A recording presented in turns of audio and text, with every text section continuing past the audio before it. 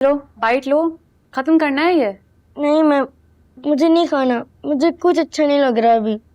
देखो स्कूल से कंप्लेन आएगी तो डैड तो परेशान होंगे ना। मैम अब आप ही बताएं, जब भी स्टडी करने बैठता हूँ मामा और बाबा लड़ने लगते हैं। मुझसे ऐसे एनवायरनमेंट में पढ़ा नहीं जाता। तो जरिया तुम अपने दिमाग में उनकी लड़ाइयों को जगह मत दो ना, पढ़ाई पे फोकस करो, वरना तुम भी डैड की तरह गुस्से वाले हो जाओगे। नहीं मैम, मैं उनकी तरह बनना नहीं चाहता, वो मुझे बहुत बुरे लगते हैं। नहीं कहते ऐसा जरिया। अच्छा अब मैं चलूं, लेट हो गया भाई। मैम मैं भी चलूं आपके साथ? नहीं, आप मेरे साथ नहीं चल सकते, मम्मी डैडी परेशान होंगे ना। ओके, लेकिन आप कल आएंगी ना? कल आऊंगी प्रॉमिस। चलो ये लो सैंडविच खाओ, खुद से खाना है अब। गुड बॉय, पूरा फिनिश करना है। मिस हानिया, जरिया पे बेतहाशा पैसा खर्च हो रहा है मगर उसकी एजुकेशन और रिजल्ट सिफर है। आखिर क्यों हो रहा है ऐसा? वजह आप जानते होंगे, जरियाब एक ब्रिलियंट स्टूडेंट रहा है लेकिन आजकल डिस्टर्ब रहने लगा है। आप लोगों ने सोचा है कभी ऐसा क्यों हो रहा है? यही मैं इन्हें समझाने की कोशिश करती हूँ, मगर रिजल्ट क्या निकलता है आपने सुन ही लिया होगा। इसकी वजह तुम्हारी लंबी जबान है। जी नहीं, इसकी वजह यह है आपको अपनी औलाद से और इस घर से कोई गर्ज नहीं है। तुम प्लीज, आप दोनों को एहसास भी है कि जरियाब आप लोगों की वजह से किस ज़हनी अजियत का शिकार है। इस घर से नफरत करने लगा है वो। ये बाप है, इन्हें बताए ना। तुम भी तो उसकी माँ हो, तुमने पैदा किया उसे। अच्छा हाँ हाँ, सारा कसूर तो मेरा ही है ना, क्योंकि मैंने पैदा किया उसे। आप दोनों उसके माँ बाप हैं। जरियाब आप लोगों का कसूर नहीं, जिम्मेदारी है, आपकी सबसे बड़ी जिम्मेदारी। आप इसे समझाइए, घर और बच्चे की देखभाल माँ का फर्ज है, बाप तो कमाते कमाते ही मर जाता है।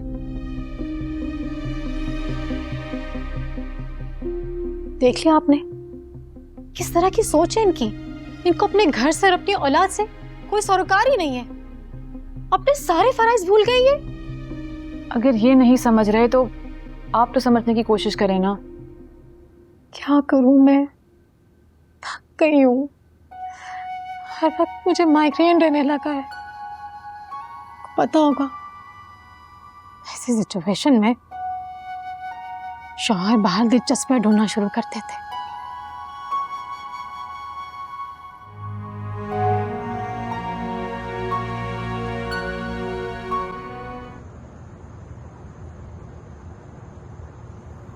हाँ जी, नूरे सो गई?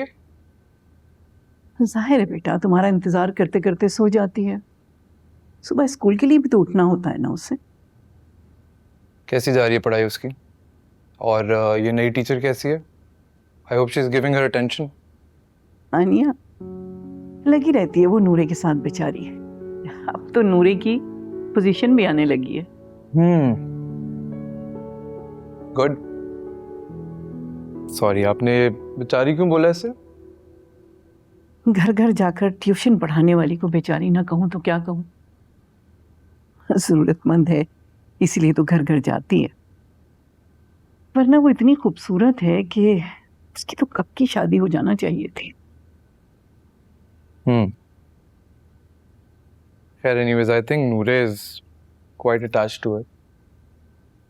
जाहिर है अगर उसकी माँ होती तो वो क्यों इतनी अटैच्ड होती। अब तो वो हर मेहरबान चेहरे में अपनी माँ को ढूंढती है। कुछ किया जा सकता है इस बारे में? क्या क्या मतलब क्या? आप ही तो हर वक्त कहती हैं नूरे की माँ लाओ, नूरे की माँ लाओ। ले आओ। लेकिन मुझे नहीं लगता कि उसके माँ बाप हामी भरेंगे। भाई तुम एक बच्ची के बाप भी तो हो। लेकिन बात करने में क्या हर्ज है? कहीं ना कहीं तो उसके वालिदैन उसका रिश्ता करवाएंगे ही। और जहां मैं एक बच्ची का बाप हूं वहां वेल सेटल्ड भी हूं, और बकौल आपके वो जारी। सोचिएगा इस पर।